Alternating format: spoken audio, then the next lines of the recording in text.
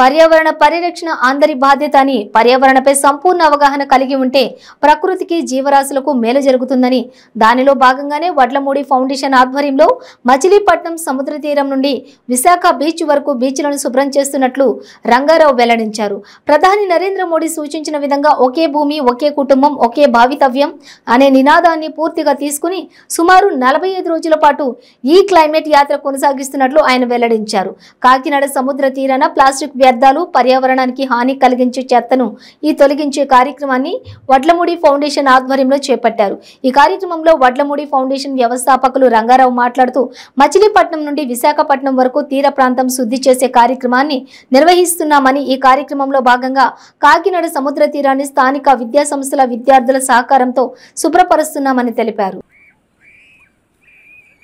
ఇవన్నీ ఒక దగ్గరికి వేయండి, ముందర అలా అన్నీ ఒక దగ్గరికి వేయండి. అదే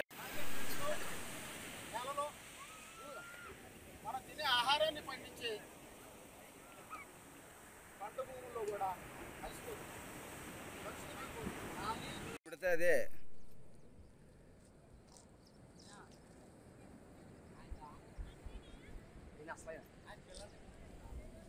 పర్యావరణానికి ఎంతో నష్టం కలిగిస్తున్న ఈ ప్లాస్టిక్ని నిర్మూలించాలనే ఉద్దేశంతో ఈ వడ్లమూడి ఫౌండేషన్ ప్రయత్నాలు చాలా ఆనందదాయకం.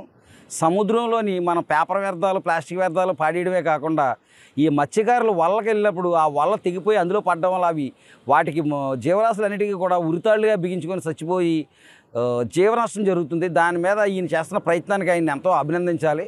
ఈ కార్యక్రమంలో అందరూ కూడా ప్రతి ఒక్కరూ అవగాహన కల్పించుకొని సముద్ర ప్రాంతాన్ని ఎంతవరకు శుద్ధి చేసుకుంటే అంతవరకు కూడా మనిషి యొక్క మనుగడ కొనసాగుతుందనేసి ఈ ప్రయత్నంలో నేను కూడా పాలు పంచుకున్నందుకు చాలా ఆనందం వ్యక్తం చేస్తున్నాను.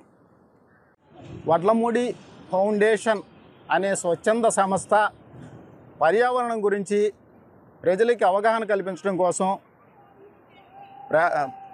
ఎర్త్ డే నుంచి ప్రపంచ పృథ్వీ దినోత్సవం, వరల్డ్ ఎర్త్ డే నుంచి వరల్డ్ ఎన్విరాన్మెంట్ డే ఏప్రిల్ 22 నుంచి జూన్ 5 వరకు మచిలీపట్నం బీచ్ నుండి విశాఖపట్నం బీచ్ వరకు బీచ్లో ఉదయం 7 గంటల నుండి 9 గంటల వరకు ప్లాస్టిక్ వ్యర్థాలు వేరి కుప్పలుగా పోసి వాటిని లోకల్ మున్సిపల్ పంచాయతీ, గ్రామ పంచాయతీకి అప్పగించడం జరుగుతుంది. ఇది ముఖ్యంగా మనం పబ్లిక్ అనుకునేటట్టు disposable use and throw disposables, bottles, bags ఎక్కువ హాని చేస్తున్నాయని ఒక అవగాహన ఉంది. కానీ వాటికంటే ఎక్కువ హాని చేసేవి ఫిషింగ్ నెట్స్, రోప్స్ ఎంతగా హాని చేస్తున్నాయంటే వాటికి సముద్ర జీవరాశులకి ఉరితాళ్ళలాగా అయిపోతున్నాయి. ఎందుకంటే సముద్రంలో 70% 70% జీవరాశులు నివసిస్తున్నాయి. భూమి మీద 30% 30%. మన మనుషులందరూ కలిసి 800 కోట్ల మంది ఉన్నా మిగతా జీవరాశులు, జంతువులు, పక్షులు ఇంకా వేరే ఎన్ని ఉన్నా ఇవన్నీ కూడా 30%. సముద్ర జీవరాశులు మాత్రం 70%. వాటికి ఎక్కువ హాని చేస్తున్నాం మనం.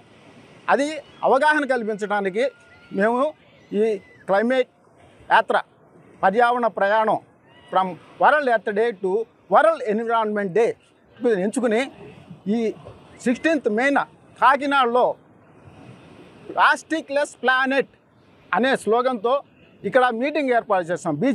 Beach meeting. ఎందుకంటే ఆల్రెడీ ప్లాస్టిక్ వ్యర్థాలు మనం పీల్చే గాలిలో, తాగే నీటిలో, ఆహారాన్ని పండించే భూమిలో కలిసిపోయి కలుషితంగా మారి వాటినే స్వీకరిస్తున్నాయి. మన మనుషులతో కాకుండా సమస్త జీవరాశులు వాటినే స్వీకరిస్తున్నాయి. మనకి వాటిని శిక్షించే అధికారం లేదు. ఎందుకంటే ఇతర జీవరాశులు ఏవి కూడా ప్లాస్టిక్ వస్తువులు వాడవు, ఒక్క మనుషులు మాత్రమే వాడతారు. కానీ మనుషులకి ఇతర జీవరాశులను శిక్షించే అధికారం లేదు అనేది మా వడ్లమూడి ఫౌండేషన్ కాన్సెప్ట్. అందుకే వాటి తరపున మేము ఇతర జీవరాశుల తరపున ఈ పర్యావరణ ప్రయాణాన్ని ఎంచుకుని ఈ earth day to environment day వరకు మచిలీపట్నం బీచ్ నుంచి విశాఖపట్నం బీచ్ వరకు ప్రయాణం సాగిస్తున్నాం. ఆ ప్రయాణంలో భాగంగా ఇక్కడ May 16th కాకినాడ చేరుకున్నాం. కాకినాడలో మా ప్రోగ్రాం కండక్ట్ చేస్తున్నాం. మీ పేరు చెప్పండి. Vadlamudi Rangarao, managing NGO, chairman and trustee of the Vadlamudi foundation.